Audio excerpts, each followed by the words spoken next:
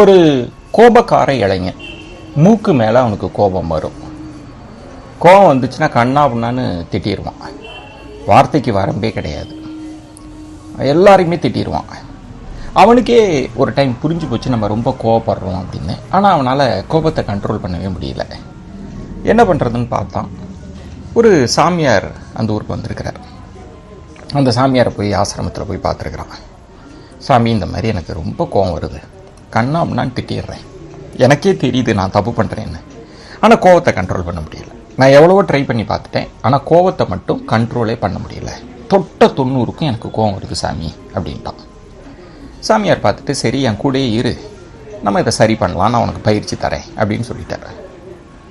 மறுநாள் காலையில் எழுந்தோடனே அவன்கிட்ட ஒரு கை நிறைய ஆணிகளை கொண்டு வந்து கொடுக்குறார், ஒரு சுத்தியில் கொடுக்குறார். என்ன சாமி இது அப்படின்னா, ஒன்றும் இல்லை, உனக்கு எப்பெல்லாம் கோபம் வருதோ அப்பெல்லாம் இந்த சுவற்றில் இந்த ஆணியை அடிக்கணும், அவ்வளோதான் பயிற்சி அப்படின்ட்டார். இதே என்னடா புது வினோதமாக இருக்கே அப்படின்ட்டு அவன் கோவம் வரப்பெல்லாம் அந்த ஆசிரமத்தில் அதை கண்டா கோவம் இதை கண்டா கோவம்னா உடனே ஆணி எடுத்து அடிய ஆரம்பிச்சிட்றான். மறுநாள் சாமியார் வந்து கேட்குறப்ப, சாமி இன்னைக்கு 100 ஆணி அடிச்சிருக்கிறேன், 100 முறை கோபம் அப்படின்னு. அப்புறம் கொஞ்சம் அவனுக்கு என்ன புரியுதுன்னா, ஆணி அடிக்கிறத விட கோவத்தை கண்ட்ரோல் பண்ணுறது கொஞ்சம் ஈஸியாக இருக்குது. ஏன்னா பாறையில் போய் ஆணி அடிக்கிறது கஷ்டமாக இருக்குது.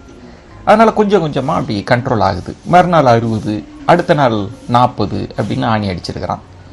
ஒரு கட்டத்தில் அவனுக்கு கோவமே இல்லை, ஆணியே அடிக்கலை. சாமியாரை வந்து பார்க்குறான். சாமி, எனக்கு கோவம் கண்ட்ரோல் ஆகிடுச்சு, அது ஓரளவுக்கு கண்ட்ரோலில் வந்துருச்சு அப்படின்றான். ரொம்ப சந்தோஷம்ப்பா அப்படின்னு சொல்லிவிட்டு அவனை கூப்பிட்டு வராரு. பார்த்தா சோறு பூரா அவனை அடித்த ஆணி இருக்குது. அந்த ஆணியெல்லாம் பிடுங்கிடலாம், பயணி உனக்கு தேவைப்படாது அப்படின்ட்டார். எல்லா ஆணியையும் பிடுங்கிட்டான். பார்த்தா சோறு பூரா ஓட்டையாக இருக்குது, ஆணி அடித்த ஓட்டை. அந்த ஆணியெல்லாம் அவர்கிட்ட கொடுத்துட்டு போகிறப்ப சாமியார் சொன்னாராம், ஒரே ஒரு நிமிஷம் இல்லை, நீ ஆணியெல்லாம் பிடுங்கிட்ட, ஆமாம், ஆனால் சுவற்றில் பார்த்தாயா, ஆமாம், அவ்வளோ ஓட்டைகள் இருக்குல்ல அப்படின்னு. ஆமாம், இதிலிருந்து என்ன தெரியுது உனக்கு அப்படின்னா. என்ன சாமி புரியல அப்படின்னு.